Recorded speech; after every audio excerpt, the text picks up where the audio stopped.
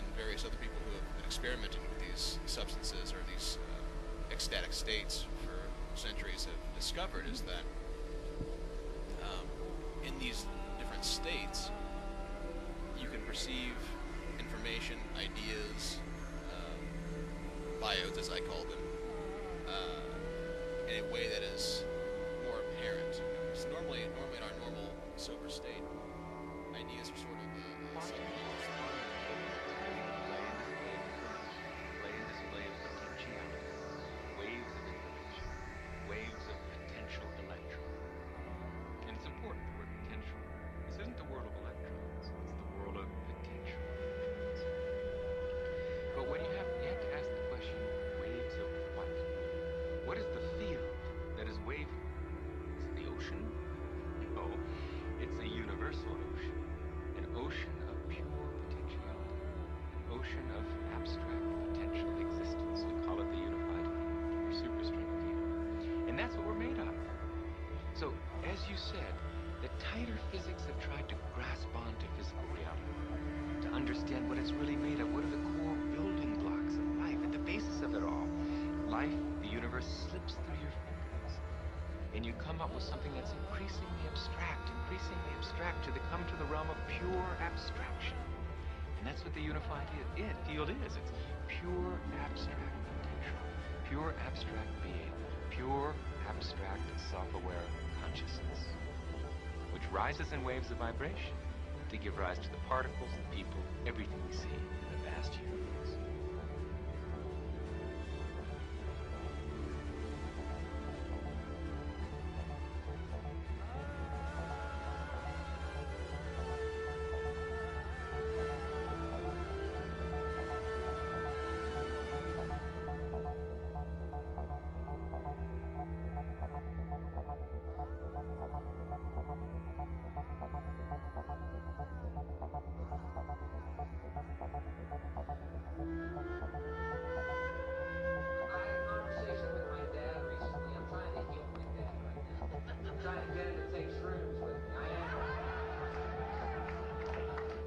You don't know my dad, but you know your dad's.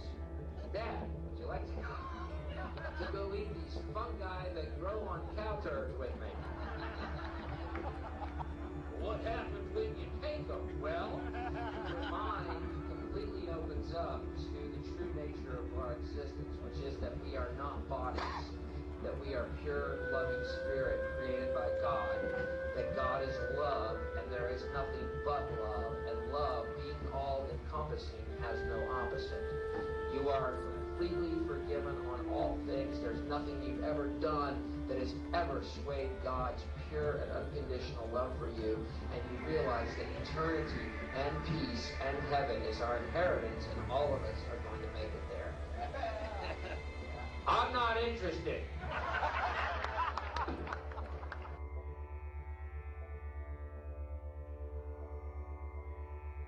Potential. Consciousness is the base reality of everything. And one of the lines from one of my books, love is not something you're in, it is something you are.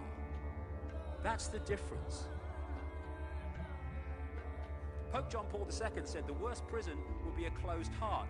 I must say the irony of someone from the Roman Catholic Church saying that is not lost, but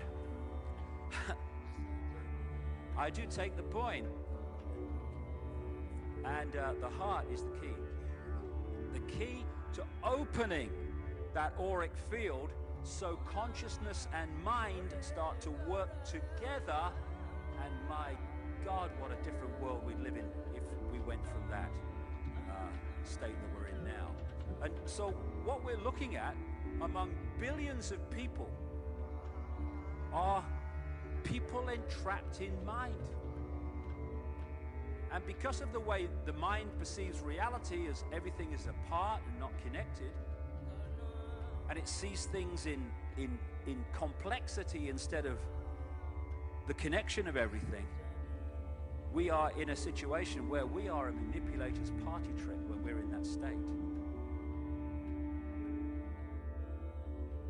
True happiness grows from within.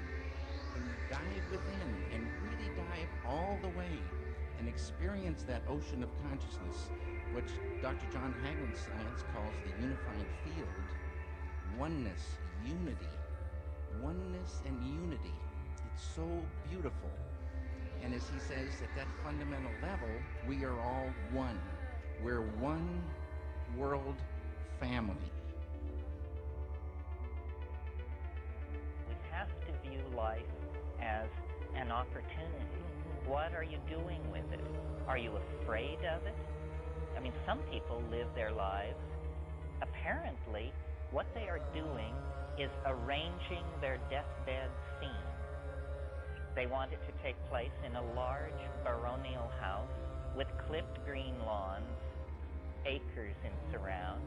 They want the room in which they die to be filled with fine art. They want their loving heirs to be dutifully assembled while they pass out the final wisdom. And they spend their entire life creating the dramatic scenario of their passage. And of course you have to work hard, because you've got to make the money to buy that house. You have to sire all these children, educate them into your values so they won't be stabbing you in the back and misbehaving in this situation. You have to create loyalty, possession, power, all of these things. And then you won't die in a ditch, unknown and abandoned, you know. But on the other hand, what was the quality of that life, you know? History is turning into a white-knuckle ride, for sure. And without the faith in some kind of transcendental phase transition, I think there's a tendency to despair and to panic and to nihilism. And religion has failed. They can only conceive of phase transition as apocalypse, as Ragnarok, the twilight of the gods. That isn't what it is. We are closing distance with the first moments of true human civilization. You know, when people actually do treat each other with respect, when there actually is a place made for the celebration of human differences, when we actually do feel the suffering of the people around us and respond to that. And all it is, like everything else, is a choice. A choice between fear and love. That's all it is. We can choose to be frightened. We can choose to hate. It's a choice. Or we can choose not to fear. And we can choose to love. But I love you because you exist.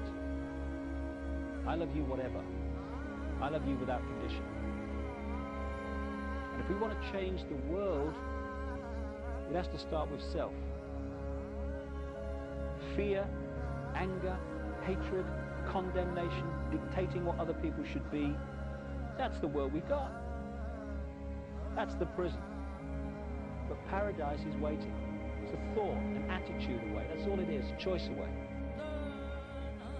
Love.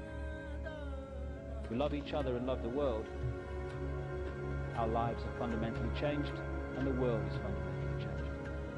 And we are the generations, strange as it may seem when you survey the world today, we are the generations, I passionately believe, who are going to love the world to the paradise it really should be and was always designed to be. Change it. If that is the case, if ideas can reach that level of awareness or existence, that means we're not the big dogs in the universe. That means we are dealing with things far more powerful than us. And if you merge the idea of gods and spirits and whatnot with the idea of biodes, I think the best summation of that concept is from the book of Ephesians, when I think it was Paul that said, "Our battle is not against flesh and blood, but against powers, principalities, and spiritual forces of evil in heavenly places." That seems to be a pretty direct summation of, if these theories have any merit whatsoever, a direct summation of what we're dealing with. Our battle is not against other people per se. ideas that govern their behaviors, the ideas that affect the way that we interact with one another, the way we treat one another, the way we perceive. That's why I've said in the Mahavakyas, if you experience reality as it is, then you will just experience bliss. You will see this whole creation is perfect. It's the most beautiful thing, and that you're already in heaven. You have made it into a hell. World around us. So shocking to our friends and our foes. How we survive these blows. Babylon tried to hit us with all they had. Took away our joy and tried to make us sad. But give thanks to the Most High God, who took away our grief and made us glad. And they expect us to curl up and die. And they expect us to holler and cry. But they'll never see that. And I'll tell you why. We are children of Jah Rastafari. When they try to pull us over with rules, if you check it, it's 1,000,002. But you true, we go Jerusalem school. That couldn't let the day people fool. Jah give us knowledge and insight, and tell I and I we should live right.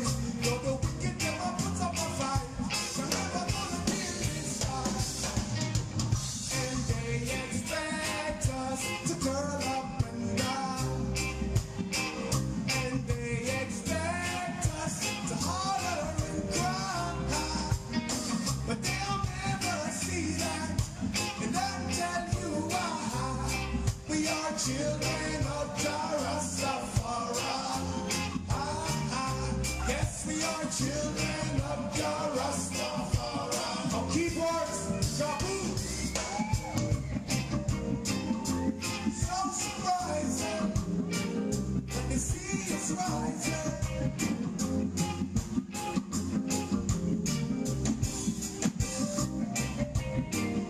It's so surprising when the sea is rising like water, Lord. When we face the tribulation of Job, how we make it all the judge I know. So shocking to our friends and our foes. How we survive these blows. Babylon tried to hit us with all they had. Took away our joy and tried to make us sad. But give thanks to the Most High God, who took away our grief and made us glad. And they expect us to curl up and die. And they expect us to holler and cry. But they'll never see that. I'll tell you why. We are children of Jah Rastafari. Yes, we are children of Jah Rastafari.